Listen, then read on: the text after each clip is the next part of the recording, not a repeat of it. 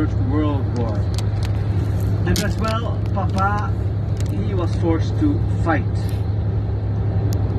So you can imagine, the family was not happy at all. But he had to, so he did. He promised to write once a week. You must not forget, iPad didn't exist, iPhone didn't exist, the telephone, they were not having money.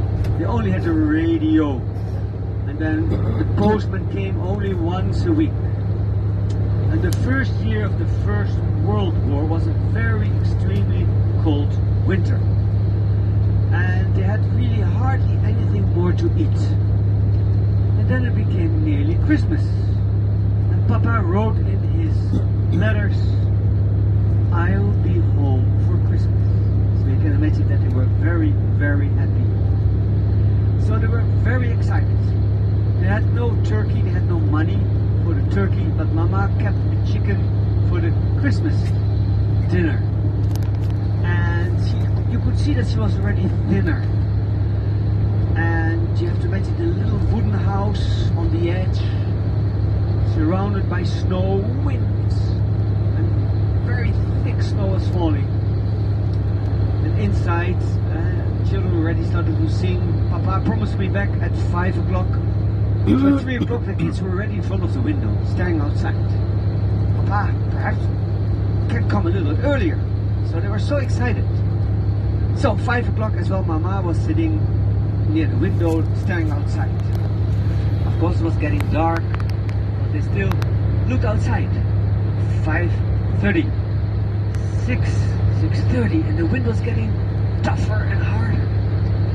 And at 7 o'clock sharp, finally, knock, knock, knock on the door. So they all ran to the door, "Papa, Papa!"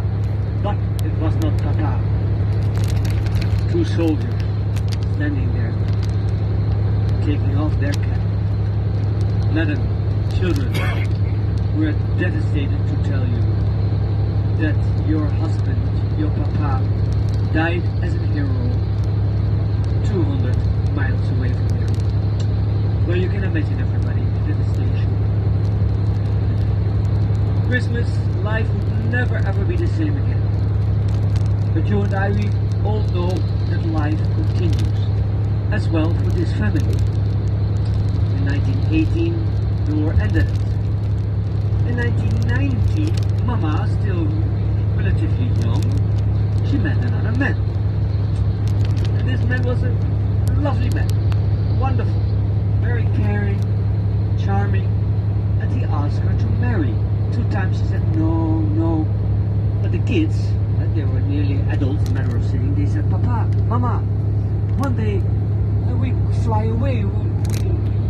You're too young to be alone. You have to marry him. We all love him, so marry him."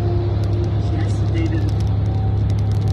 And then the kids said, "Well, but only ask him if we can stay living in the house."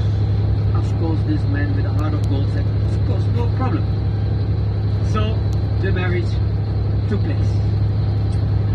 But it was a very wealthy man. So the house became not twice, not 3 times, but 4 times larger. The little house became more or less kind of a kitchen part. They were even so wealthy that they could afford somebody to help them. Cooking, washing, cleaning. Lovely lady. And in 1921, Mama gave even birth to a baby brother. Well, unbelievable happiness returned in their life. And then it was again Christmas Eve. You have to imagine, beautiful house on the edge of the forest, with the snow.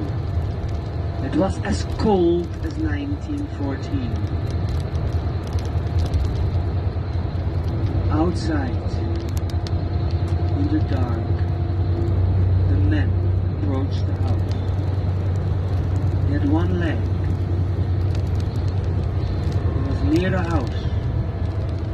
He was staring inside via the window. And if you could see his face lighting up by the candles from the house, you could see that his face was burned. He looked inside. He saw a beautiful woman in a beautiful silk dress.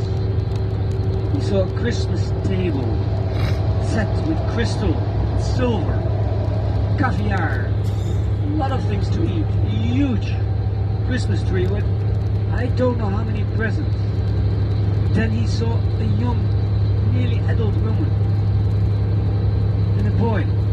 Suddenly he saw an older man holding a baby.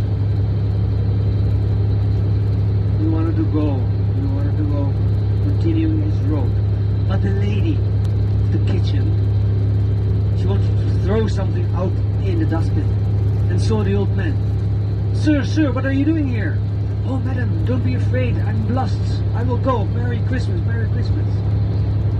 And the lady, who also was preparing the Christmas dinner, she said, oh, man, but it is so cold outside. Come inside. I'm sure the family agrees. Come and warm yourself. I give you a hot cup of glühwein and a cup of soup. The man hesitated, but his hands were frozen. Oh, thank you so much. Yes, please, if you don't mind. No, of course not. Sit in front of my fireplace. I just have to bring in things for the welcome, for the dinner.